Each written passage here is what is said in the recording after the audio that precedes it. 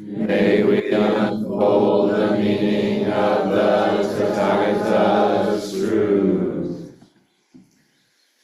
Okay, welcome everybody. It's good to see so many folks with us this morning. Today if you miss what I say in this talk, the main point I'm trying to get across here is that in what Zen teaches is not so much about what we believe, but how we live our life. And one of the central teachings that I really want to emphasize today is that we have more than we need to accomplish our goals. We don't need to go out and get something extra. We don't need to go out and buy something. You don't need to buy a zafu, a meditation cushion for your personal home practice. You have everything that you absolutely need to practice the Dharma where you are. And so that's the main emphasis of this particular talk. And I'd like to offer some context. I'd like to offer a little bit about my teacher's teacher, my grandfather teacher, share a little bit about his history, and connect it to that particular teaching through his life example. In 2002, I had a good opportunity to, this was before I became a Zen priest. I was living with my teacher at that time, and my teacher took our Sangha to Japan to celebrate the 750th anniversary of Zen Master Dogen's passing away. That was in 2002. And Noda Daito Roshi was present at that time. That's my teacher's teacher. So I had again, another unique opportunity to witness how my teacher was with her teacher. Was not something I saw before. And in Zen, we really benefit from seeing examples of how people or how teachers conduct themselves around other teachers and their teachers. That's a wonderful way to learn about how to be with your own teacher. And so I witnessed that. But also I heard the way that he spoke, and he spoke so highly of several Japanese teachers that came to the United States at that time. He was giving a talk to a room full of about 100 Westerners, people from both America and the United States. And he called out Katagiri Roshi's name. Right? So he knew of Katagiri Roshi's work, but he himself didn't know any English. I don't think at that time he'd ever been to the United States. And so the Dharma came to my teacher not through a Japanese Zen teacher that came to the United States, but because my teacher was living in Japan, learned Japanese, and found her teacher in Japan. And one of the things that my teacher mentioned there when it was her turn to speak was that 50 years ago, this kind of interaction between Westerners and Japanese would never have happened. And that was because if you go subtract 50 from 2002, it was 1952, 700 years after.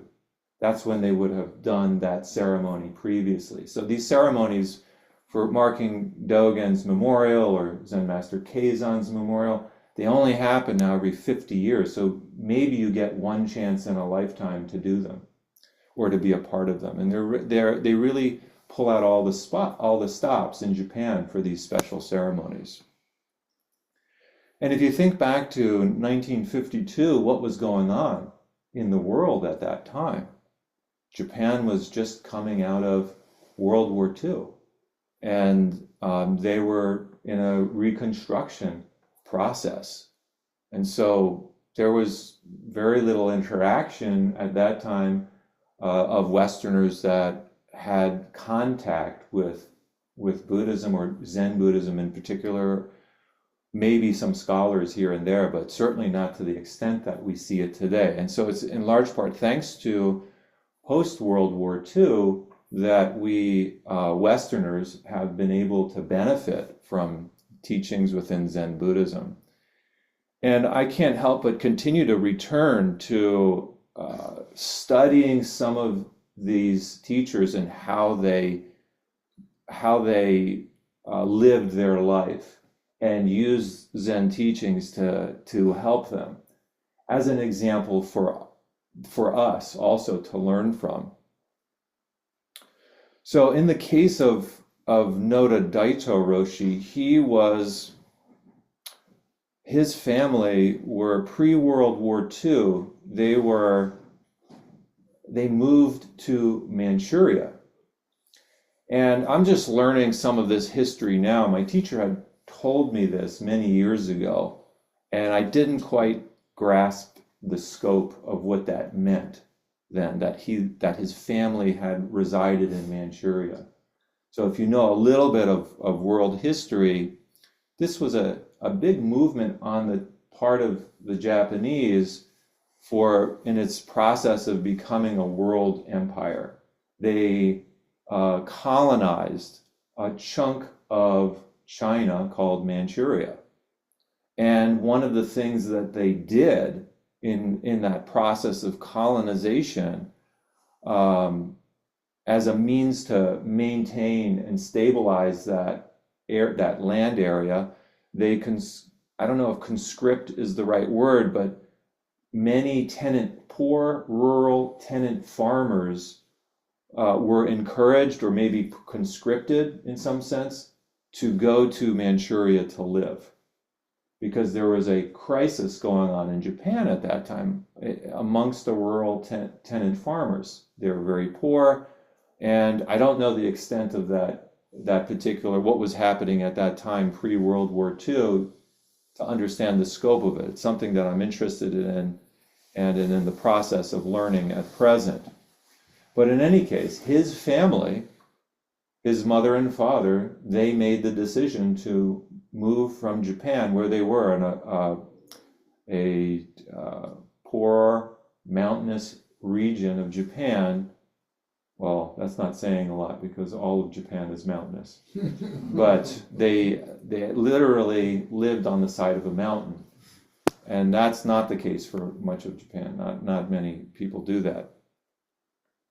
They went to Manchuria, and apparently they were amongst millions of other Japanese tenant farmers doing the same thing. And they went to a part of Manchuria that was considered the boondocks. So not populated at all. And this is secondhand, or maybe even third hand, through my teacher, who heard this from her teacher's mother, that she said when they were in Manchuria that they had so much open land, so much open space.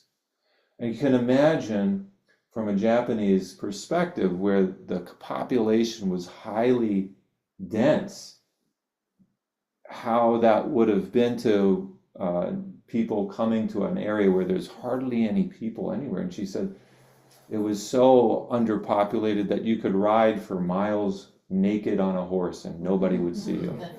That's how she described it.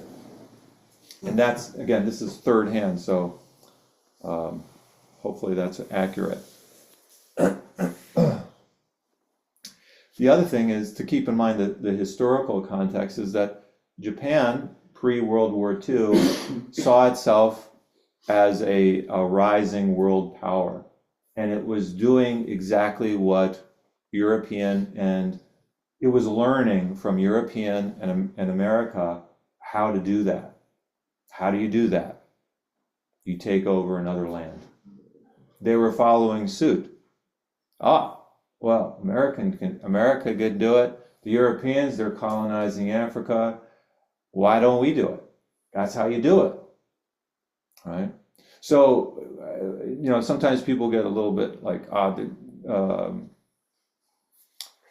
come down negatively on Japan about that. But it also forces us to look at, Westerners to look at how we acquired what we did here as well.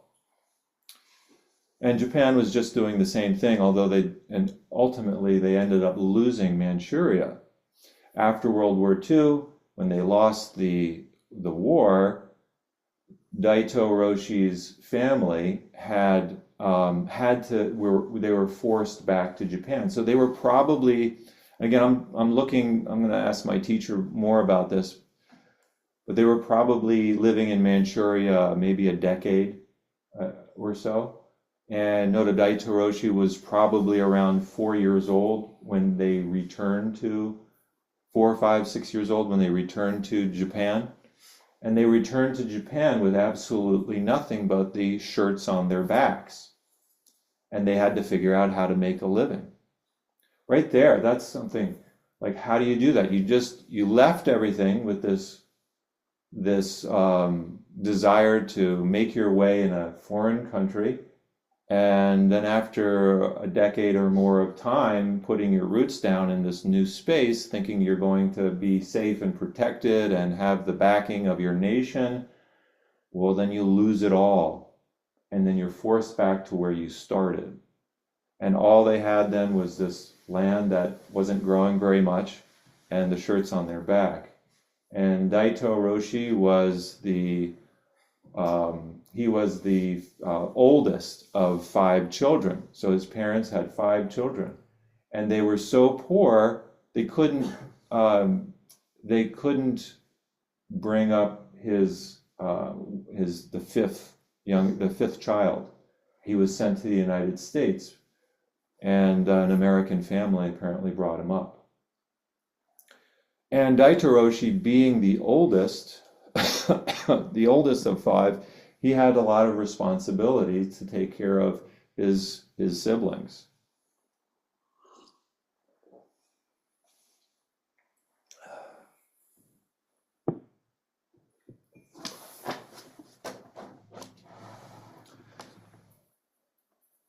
So as the story goes, there's probably a lot more in there between his growing up and taking care of these kids and him becoming a businessman.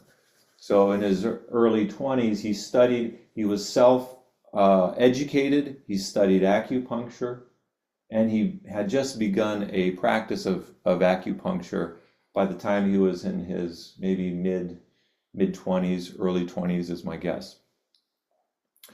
And at one point, and early in his acupuncture career, he had done a acupuncture work on a man who was in very poor health, and the man died shortly after the acupuncture treatment. And Daito Roshi was mortified. He thought that his treatment itself had killed the man, and he was so bereft. He didn't know what to do. So he did with what a lot of people do when they don't know what to do. He went to a bar. Right? He went to the bar, and he happened to find at that bar, guess who? A Zen priest.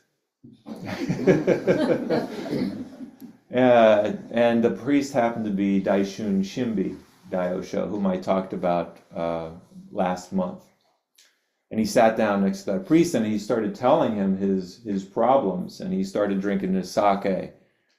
And he said to Daishun Shimbi at one point, he said, maybe I should be a Buddhist priest to atone for my sins.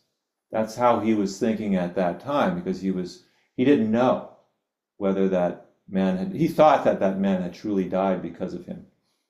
And Daishun Shimbi, he said, no, well, wait, you don't know if you actually killed him or not. Wait for the autopsy and see.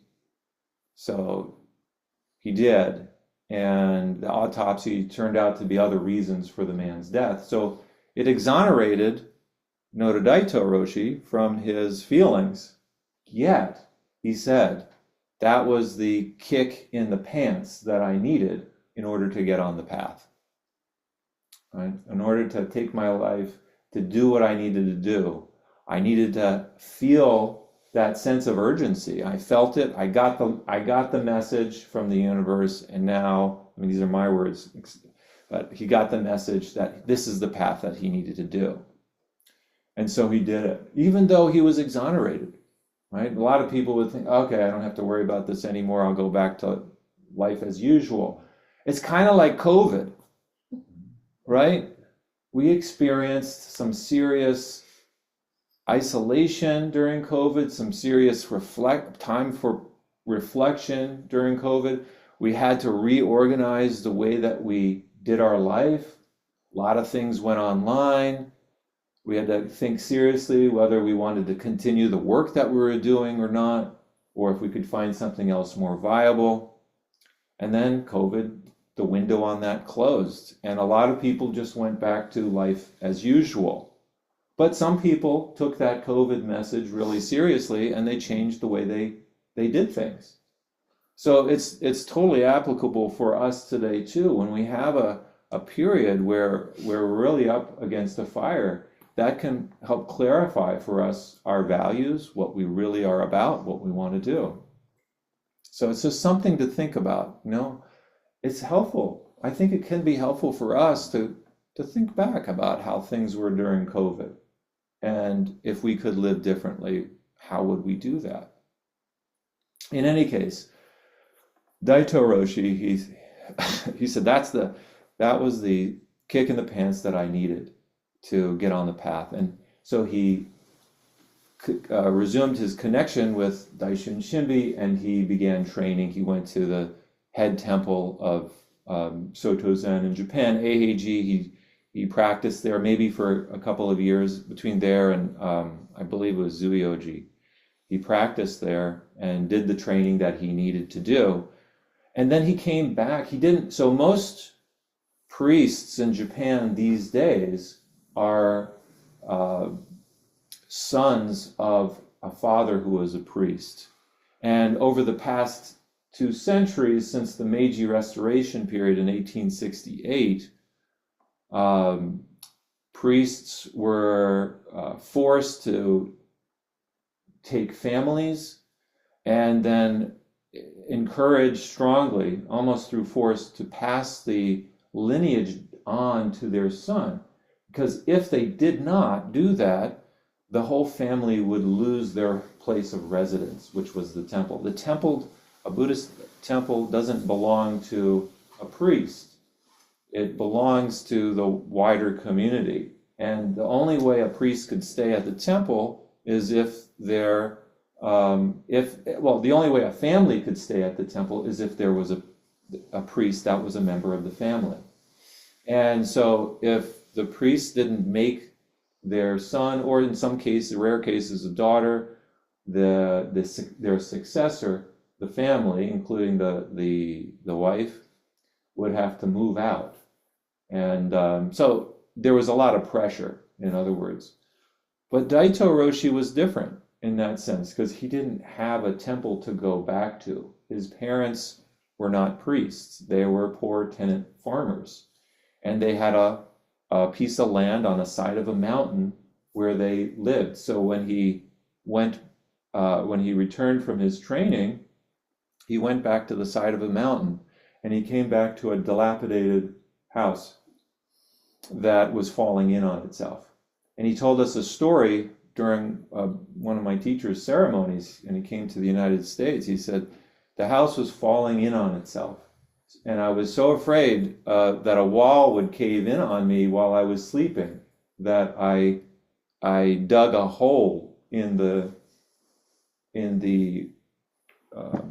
floor, and I made that my bedding. I made that my bed. He said, I felt like I was digging my own grave. And that's where he started out. He dug a hole in the floor, and he put out his bedding there, and he slept in there until he could acquire more things. And he was very ingenious in the way he started to acquire things. He was open to whatever donations came his way. And he started out by going to a, a department store and doing what's called takuhatsu, which is noble begging, where you go out on the alms rounds and you ring your bell and you wear your cone-shaped hat and you're reciting sutras. And because Buddhism has been in Japanese soil for over 1,000 years, people understand what that means there. They know, okay, that's a monk, and maybe they make a donation, maybe they ignore them. It's just, but it's not uncommon to see a monk or a group of monks going on what's called the alms rounds. And so that's what he did. He would sit it's like once a week or something like that, at the department store outside of it, begging for alms. And that's how people initially knew, oh, there's a monk and there's a temple in this area. And so he could begin to create his local sangha. There was no temple there. And one person donated to him a broken down school bus. Couldn't use it for what its original purpose was. Well, what did Daito Roshi do? He soldered out the seats of the bus, and he used the top rack to store meditation cushions, the zafus, and at the back of the bus, he made an altar. That was his first zendo. It was a white school bus. Right? He put down, and then he wanted to do ceremony, he'd do it right inside the school bus. That was his zendo. And just as a side story, when my teacher initially met him, she had been practicing at a Rinzai Zen temple in Tokyo at that time. And for reasons I'll explain in another talk, she was looking for a teacher to practice with. And her only idea of Zen temples were these huge, old, fancy temples. If you go to Japan, you see literally there's thousands of temples, and they're old, they're beautiful, they contain a lot of treasure, spiritual treasure and material treasure in them. So when she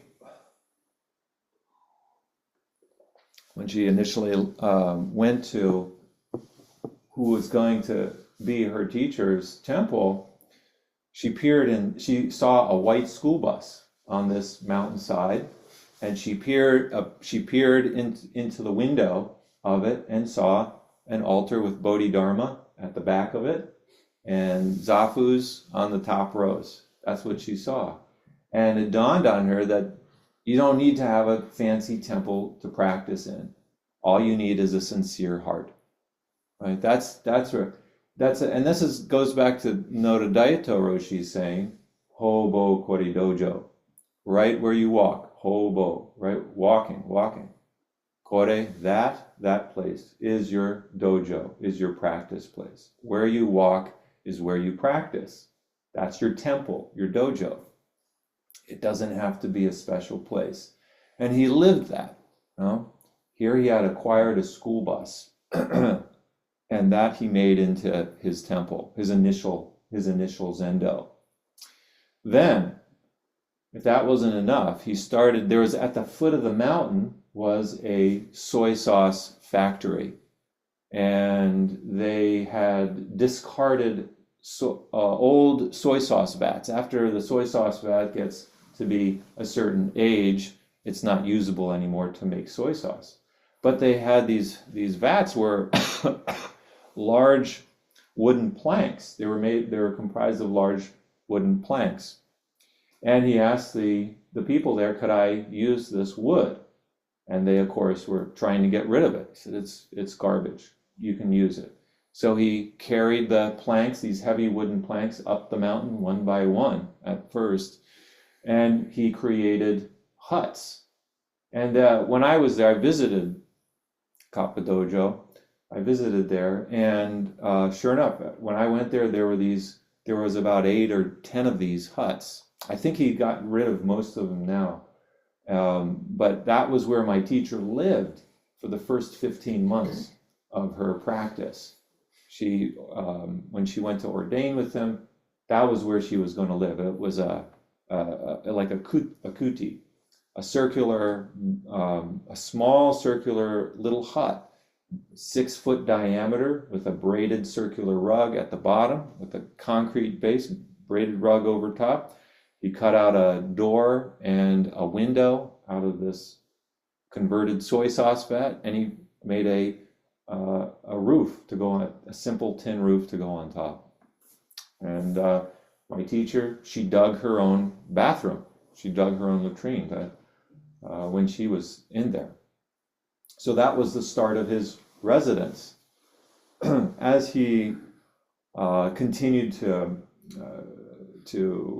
practice in that space and make it into a temple, he acquired more donations, and eventually he built a proper zendo, like you would imagine this place to be, or another, like you would imagine in Japan. And I had the good fortune to practice there as well, and the practice in the zendo, beautiful small zendo. It's probably a little bit larger than this room, and then above that zendo is what's called a dharma hall. So you don't recite the sutras in the same location that you sit zazen. Here we've kind of combined the two, but in Japan generally there's one building you go to that's for reciting sutras. There's another one that's for sitting zazen, and there's 7 buildings in total in a proper Zen temple.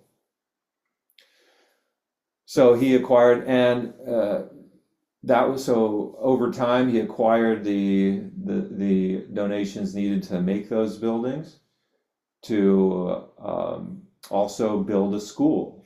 And he built a school. He's one of a handful of Buddhist temples. A lot of Buddhist temples in Japan are connected to some kind of a school. But his is unique in that the children that go to his school are ones that can't function at a regular school. They're bullied kids. The problem of bullying is common everywhere, and certainly is pronounced in Japan as well. So these were children that were not able to thrive or succeed in a normal school. And my teacher said that he would teach them how to do martial arts. He would teach them taiko drumming. He would teach them how to fall and get up. He would teach them that it's okay to have scabby knees, that kind of thing. And Daito Roshi was also a Shorinji Kempo master. So I don't know if master is the right word, but he was a practitioner of the Japanese form of Kung Fu.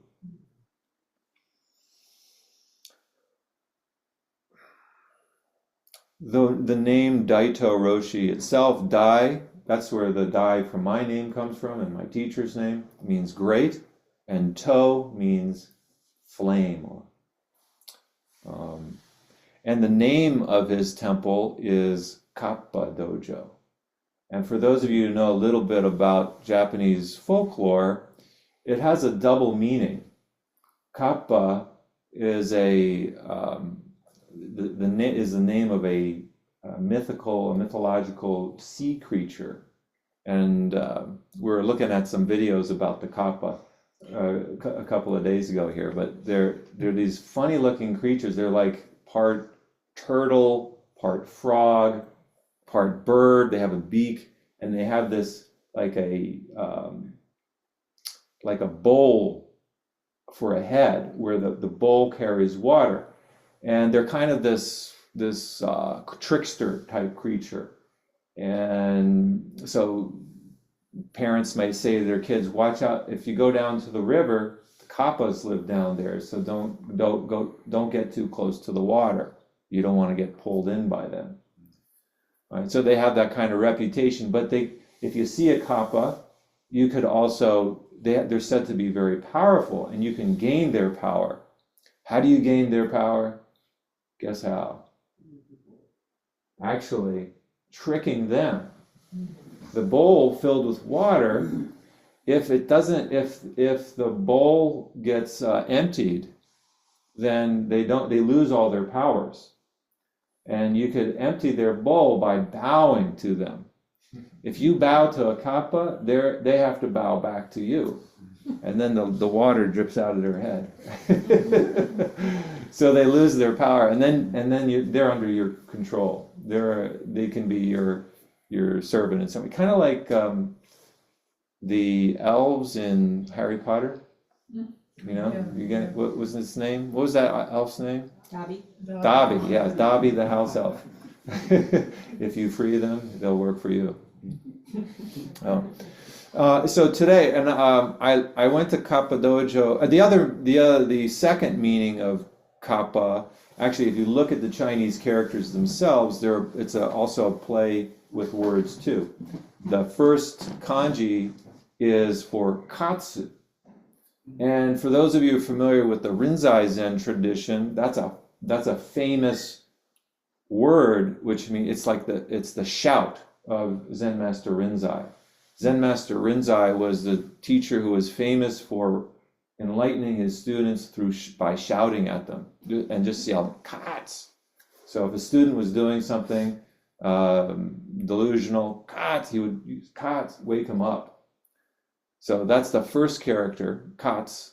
And the second one is to break Kats. So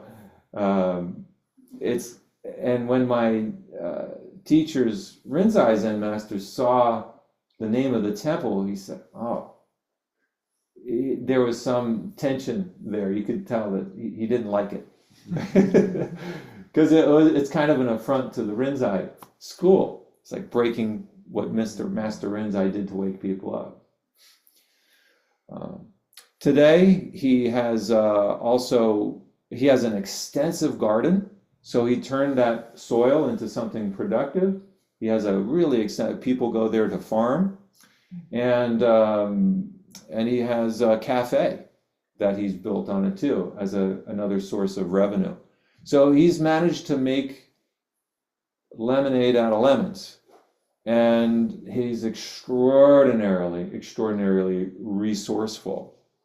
He's backed down quite a bit from teaching there. And his son, who also I've met, and he came to our temple in Pennsylvania, has taken over the leadership of that temple. But it's there, and the main point here is that we don't need to get something, right, in order to be successful, in order to meet our goals. We need to work and look at what we've got already and take care of that and use it to the best of our abilities, whatever we have, and things we may receive things too, and that's also to our benefit, and we can learn to use what we receive. So that's a central teaching of Zen. It's not about what you believe.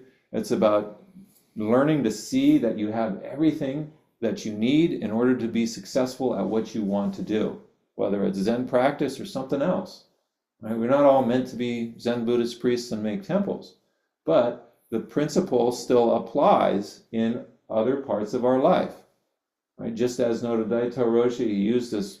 He came back from Manchuria, China, with shirts on their back. He had to take care of his siblings. He had to educate himself, putting himself through school and learning acupuncture, and that ended up not working. And then failing, thinking he killed somebody, but then using that